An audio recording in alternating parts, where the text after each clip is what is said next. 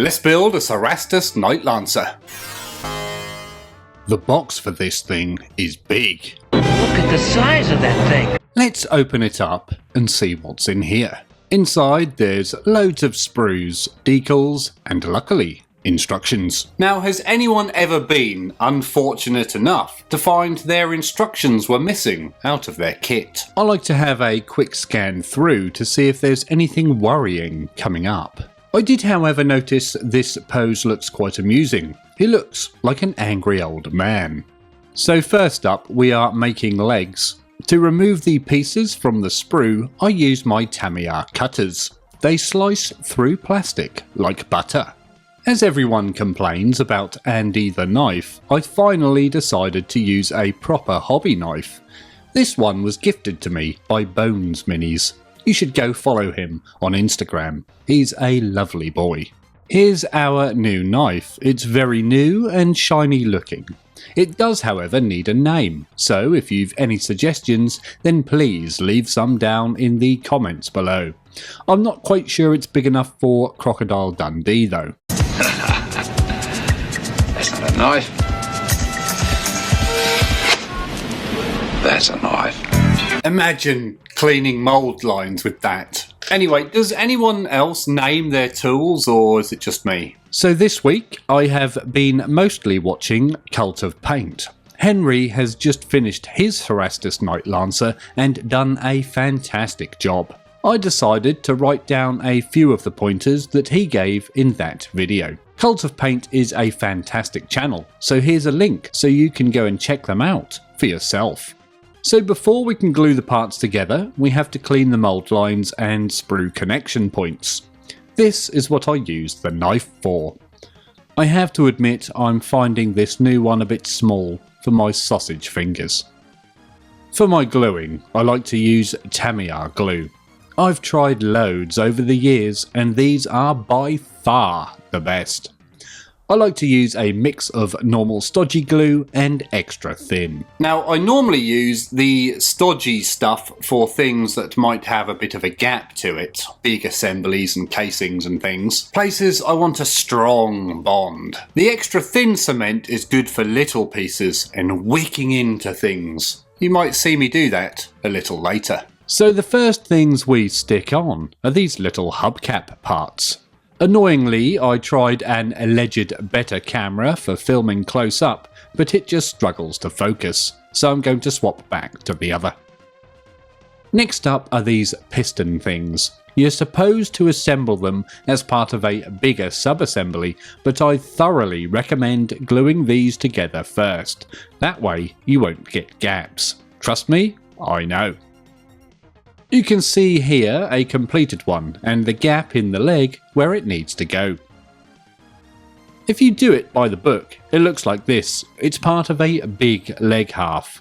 When you glue the halves together according to the instructions, you get more of a chance of gaps. So trust me, glue the little bits together first. It's my job to make all the mistakes and learn the hard way, so you guys don't have to. I don't know why it wasn't done like that in the book, but there you go. I say book, I mean instructions. So this is our next part. I'm not going to show you me cutting them off the sprue or cleaning them up anymore. I think you guys got the gist of that. Also, this one reminds me of a las cannon or something, but it's not. It's actually part of the leg. Now this is where I make a big decision to go custom on the pose and not follow the box instructions. You can cut off the little tab, which then gives you free range of movement. It makes the build 100 times fiddlier, but gives you so many more posing options. It's going to be like Madonna and Vogue.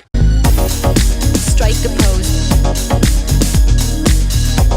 So here's the results of cutting that tab off.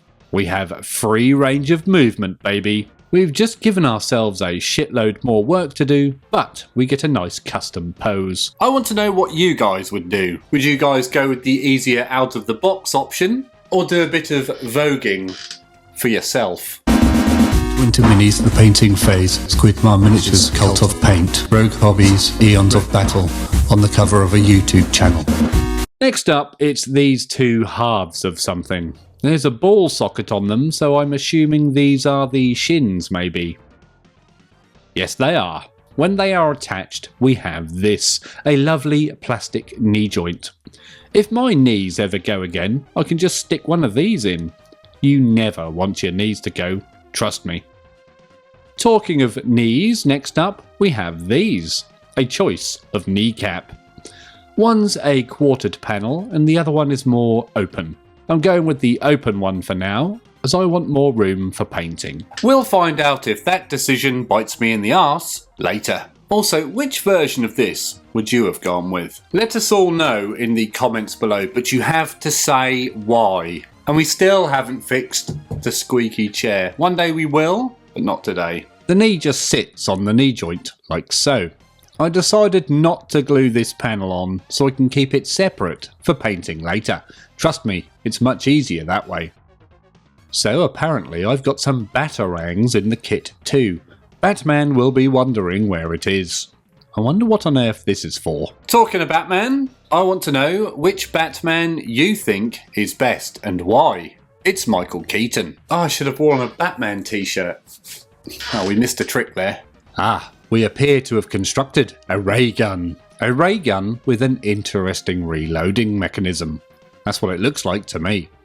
Also, the ball on the end there makes it look like the ghost dog thing from Nightmare Before Christmas.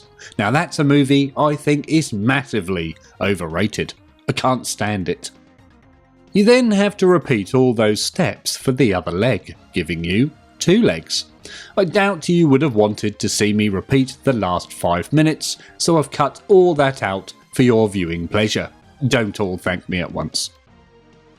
Next up, we have these parts. They remind me of Tesla coils from the old Command & Conquer Red Alert games. I've not played one of those in years. They were great fun. Now I even enjoyed the Dune games that came before them, and inspired them. I played that one, Dune 2 Battle for Arrakis, on the Amiga, probably my Amiga 500. I do miss my Amiga. When you stick them together, you have this. I think it's the robot's crotch. Next up, we have some eyes for the crotch. I don't think they are actual eyes. What they really are, I have no idea. With the eyes glued in, we have this. Now it looks like an 80s anime robot head. 80s and 90s anime was bloody brilliant, by the way. I think one of my favourite animes of all time was Cyber City Oedo 808. And Akira, obviously. Can you guys recommend any? Next up, it's a couple of rectangular panels with nubs on. 3 guesses as to what they are. Turns out they go on the side of the crotch. The nub design turns up a lot on Imperial vehicles. Does anyone know what they're supposed to be? Next up is a nice smooth dome. This one looks like a trackball for Marble Madness. And a rectangle. A rectangle with what looks like a tiny hatch for some mice or wattingers. Now 10 internet cookies if you know what a wattinger is. Or a pontipine. So with the trackball and pontipine door attached, the crotch is now finished. Eagle-eyed viewers will notice there's a pair of little tabs on each ball. These little tabs lock into the legs for auto-posing. I think it gives you a choice of left or right leg forward. We want full posability for voguing, so again the tabs come off. There's a couple of gaps on here, but I'm going to sort all the gaps at the end as half probably get covered up. Now that's a little trick I learnt along the ways. I used to fix every single gap at every stage. Then I realised you end up getting panels and parts that cover up those gaps. So now I just wait until the end of the build and take a look at the miniature and see if there's any visual gaps that need filling. Well, I say I do, sometimes I still forget. I am only human after all. I think that's a Human League song. After much deliberating, I finally picked a pose. We have a left leg striding forward pose. We can move on quite quickly from here, I think. Next up, it's these parts for the feet. They look more complicated than they are. The feet go together quite easily. You can't really get these ones wrong, luckily. There's little pins and nubs to help you get them in the right places. Now I'm intrigued as to how much the resin version of this Cerastus Knight Lancer kit was. Also, was it a lot harder to assemble? Did you get those pre-posing tabs and things? Someone out there must know. We can then attach the feet, but be careful. The slot for the front toe is much bigger, so make sure you get that at the front. It's easily missed. Now, as we have a striding pose, that means the back foot isn't flat towards the floor. This might mean we have to fiddle the toes. Luckily, there are tabs on the toes that you can remove for maximum posing. We need to do this, so out come the Tamiya cutters again. You can see here the front toe is at an angle now to allow that inclined foot. Had I not removed the tabs, it would have just stuck straight out and probably fouled on the floor. Now, seeing those toes reminds me of that awesome scene in RoboCop where he destroys the ED-209. It explodes, its legs fall off, and its toe flaps like a fish, apparently.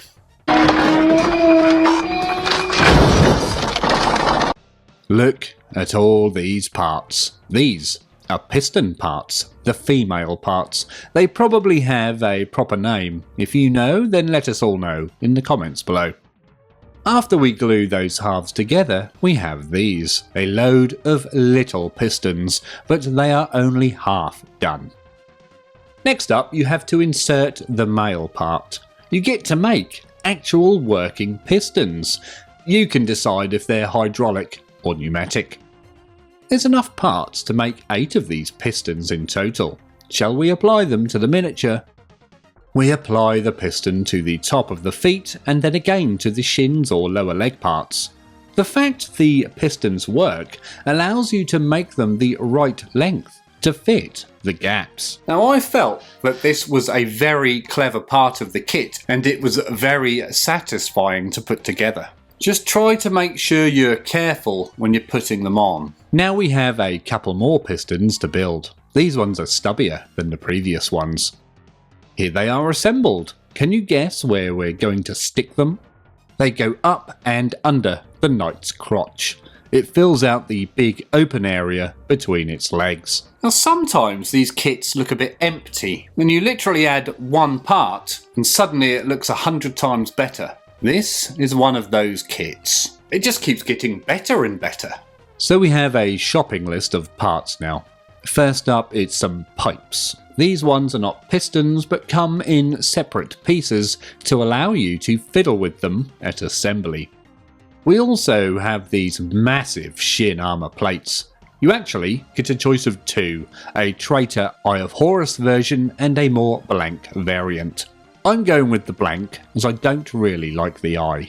There's also this big crotch plate armor panel. No choice on this part, there's just the one. It does have a nice pointed cross trim design though. Now, out of those, the only part I actually glued on was the pipes. I left all the armor panels off as I want to be able to paint them separately. Now, I'm not normally a fan of painting in sub-assemblies, but I think this time it has to be done. That way we can paint all the similar parts together, like the armor panels and the skeleton, separately, without making a big mess. Next up are these interesting looking parts. We're now starting to assemble the torso of the knight.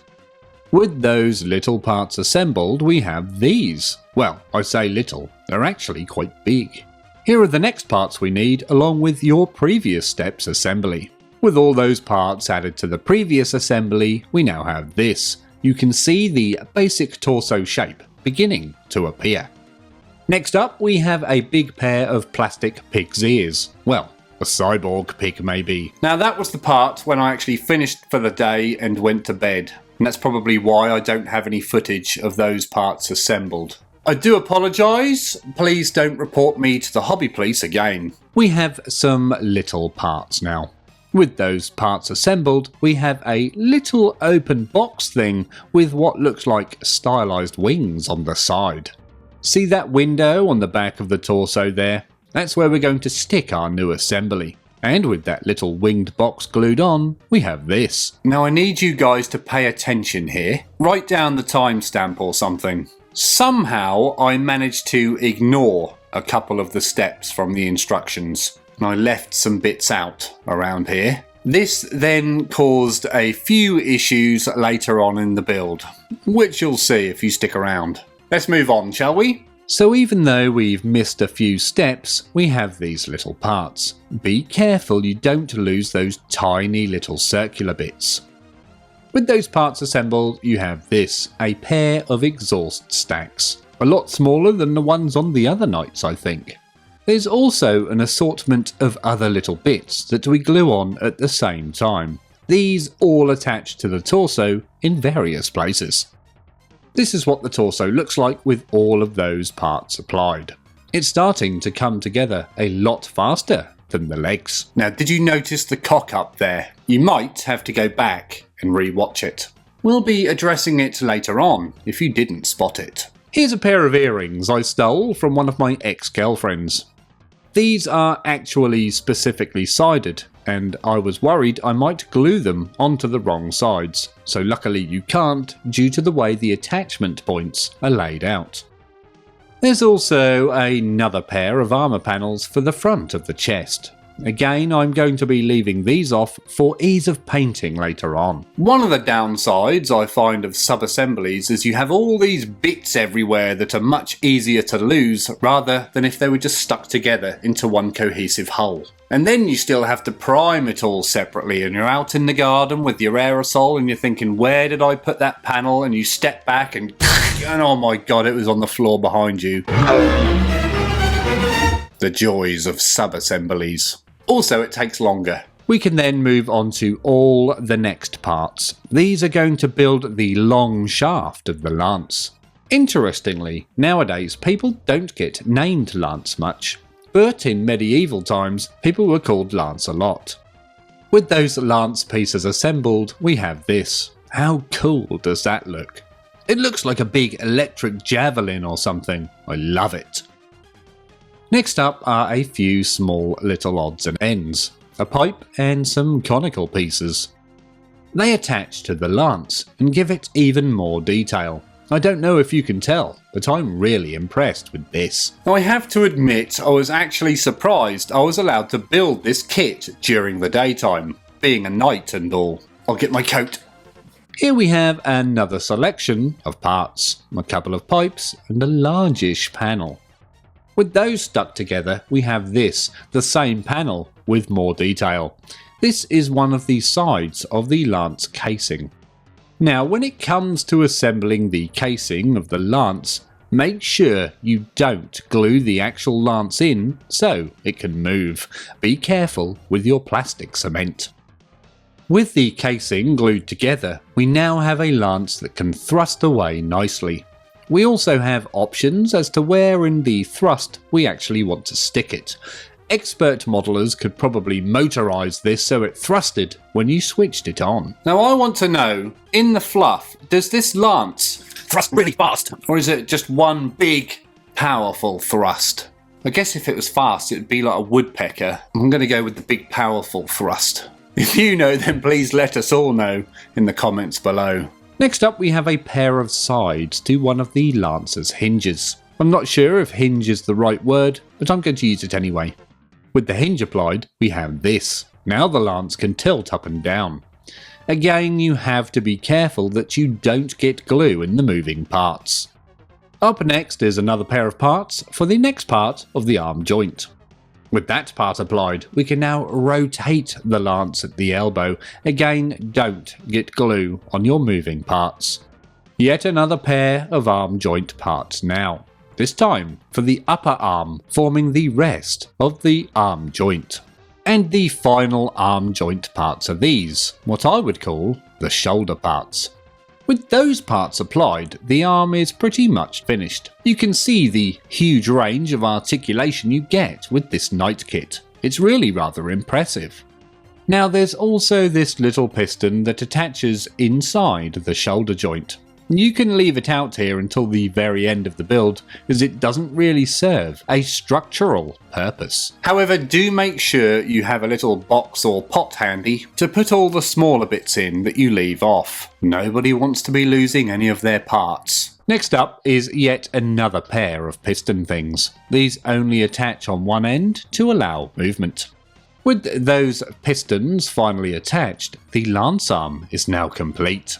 It's a very complicated weapon, isn't it? It should prove fun to paint. And that was just one of the arms. This kit really does have a lot going on. It provides multiple hours of hobbying. Okay, so it's now time to give the knight a head.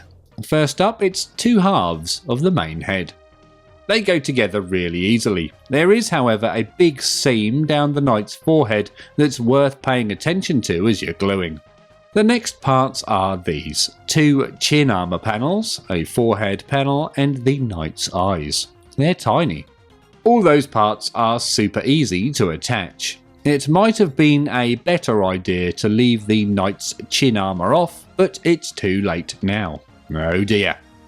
We then have another pair of hinge parts, again for yet another moving part. We attach those hinge parts to the rear of the knight's head. This serves as a sort of pseudo neck, allowing you to pivot the knight's head to look left or right, not up and down though. Expert hobbyists might be able to figure out a way to get the knight's head to look up and down. I wasn't feeling trying that this time. Maybe next time. We have here a pair of panels. Can you guess what they could possibly be for? Here we can see them assembled. Are you able to tell what it is yet? Maybe we need some more parts on it. Well, next up is the other half to those panels. We have a sort of curved rectangle so far. If you guessed a fist, you would be right. This is the hand of the knight. That big hole there is where the shield goes, I think. Next up, we have a pair of parts that make up the knight's wrist. No tabs to cut off this time though. With the first piece assembled, you then insert it into the rear of the knight's hand, giving you this. It's starting to look a bit more like a hand now, I think. Why are robots' hands so cool? I feel you always have to have a close combat fist or hand on any of these walker kits, be it a dreadnought, a knight, or even a titan. I don't actually have a titan yet, but if I did, it would be getting a good power fist. So next on the list are these parts. What looks like a digger bucket and finger bits. Oh, and the shield generator thing. Because I'm an idiot, I somehow either didn't film these parts assembled or lost the footage. I'll let you decide which one you think it was. We now get that massive shield to attach to the back of the hand. Now, as much as I want to, I'm not going to glue it on again, as I want to paint it separately. Here's a size comparison with a Contemptor Dreadnought. It's bloody huge, isn't it? Here we can see all the fingers and the thumb for the knight's hand. You can put your fingers anywhere you want. The hand pose is also fully customizable. It's rather impressive. Again, I left the fingers out as I want to decide on a pose later. You could have any sort of fingering pose that you wanted. The heavy metal pose? I think that's Miniac's logo. A clenched fist? Pointing perhaps? Or even giving someone. Now, I don't want to bore you and show you all the stages we did for the lance arm all over again, so we're just going to get all the arm joints all put together in one cut. Are you ready? Here. The fist arm is now complete. Well, apart from the parts I wanted to leave off to paint separately. With the arms finished, we can then move on to the next phase of the build. Now, someone once told me that knights wear jackets with loads of sleeves on. So I asked, why do they need so many sleeves? Turns out it's their coat of arms. I'll get my coat of arms. We have here some parts for the pilot's chair. I think the knights have a proper name for their pilots, but I can't for the life of me remember what it is. We now have a lovely little throne on a baseboard. Now, only put the throne in if you want the pilot visible. If you're going to have the hatch closed permanently, you might as well keep this little chair for your bits box. It's a nice looking chair. Next up are some more parts for the throne room. 2 big panels and 2 tiny bits. Again, be careful you don't lose these, as the carpet loves to eat these sorts of things.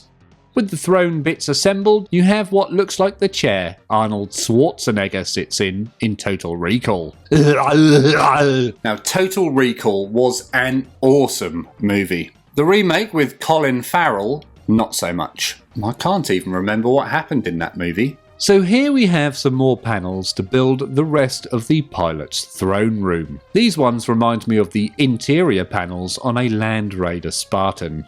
God, I'm sad. Now this time I decided to leave this front panel off, as I can use it for bits. Let's just hope it's invisible in the final build. Long story short, it's fine to leave those parts off if you're gluing the night hatches shut. Some more nice parts for your bits box. Some nice big parts now. There's also the hatch there and a custom logo. You get a few logos in the box, but I actually fancied something different, so I just snipped some bits off this star thing. I've no idea what kit it came off, but I prefer it. With all those parts glued on, you have this, the huge top section of the knight. You can see I've glued my hatch shut, but I'm sure a lot of you will make it so you can open it and see all that lovely interior detail. Remember those cock-ups I talked about earlier? Well, here they come. So it turns out I missed a step and forgot a panel. You can't actually glue this in like the instructions say now, as it needs to be glued in from the inside. I refused to pull it all apart, so I'll have to improvise. What I did was remove a lot of the tabs from the panel and shaved a little off the sides. This allowed me to drop it into place from the top. Crisis averted. I've no idea how I missed that step. Now sometimes these things do be happening. You just need to figure out a fix. This time I think it happened because I was just so excited in trying to blast through the build. Or I was distracted by something. Someone did ring my phone around that time, so I'm gonna blame them. Now talking of distractions, if you want to come and join a nice friendly Discord server without a paywall, then check out the link up here somewhere. I'll also put one down in the description below. We look forward to chatting to you soon. Next up, it's all the shoulder pads for the knight. There's a couple of extra ones in the kit that the instruction sheets don't mention, so I'm guessing these are for a variant in a later release, the Acheron or Castigator perhaps. Again, these will be left off for easier painting later. And would you look at that, another part I have forgotten to add. It turns out I was meant to add this one after the other panel that I forgot. Luckily, it looks easier to fiddle this time. Just a couple of locating tabs to remove and that part went on pretty easily. Let's hope there's no more mistakes to rectify. I'm not sure my heart can take it. Now I really hope none of you guys make any of these mistakes that I have. The last thing you want to do is have to pull a whole kit apart just to fix one little mistake. Luckily, I was able to fiddle with my bits and get that sorted. Now speaking of sorting kits, if you want to get your own Cerastus Knight Lancer kit, then check out the link up here somewhere. Again, I'll put one in the description below. So after sorting the mistakes, we can move on to our next part, which is the shield. It has a little mounting nub that you need to attach. Again, it's very little, so be careful you don't lose it. With that nub glued on, we have this, probably the easiest step of the whole kit. We also get a choice of crotch banners in the kit and a banner to hang on the lance. I decided on this pair as the triangular styles match up. The other banner, which I stupidly didn't show, has a more square look to it. Choose whichever one you think looks the best. Yet again, we're leaving these off for easier painting. That's a lot of parts left off. And here we are. Look at all those bits. These are all the parts ready to be assembled as far along as possible. It's now time to lock down the final pose. Scary, but exciting. Oh, let's not forget the base. Your pose will dictate which way around you place the knight on it. Sometimes it looks best long ways and the other time width ways. I'll decide when I've finished posing. Now while I put my paints away, I just want to give a massive shout out to my patrons and channel members. Daniel Yallop, Lee Blackley, Donald, Pine Tree, Bob Zilla, Charles Marlowe, Andrew Marrington and Dr. Lee. I couldn't do this without you guys, so it really means a lot. I love you all. Now I have to stress, doing all the final arm posing and everything, and deciding on all those little details like the finger poses, took me a long time. So again, I recommend you really take your time with this and don't rush it. Now before I show you the results of this build, I just need to show you this.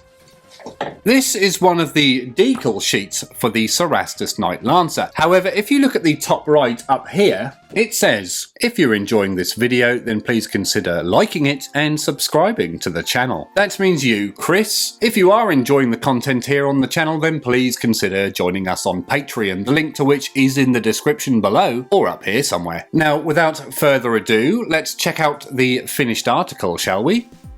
Here we are, the fully completed Cerastus Knight Lancer. This thing is an absolute monster. It's huge. I really enjoyed building this kit, and although it's expensive, I thoroughly recommend getting yourself one if you're able. I'm also really happy with my choice of pose. I think it's come out really rather well. All that time spent fiddling, I think, has paid off. If you're unsure just how big it is, check out the Contemptor Dreadnought for a scale comparison. I cannot wait to get started on painting this thing. If you want to see some more Horus Heresy videos, then check out the playlist up here somewhere. And as always, thank you very much for watching.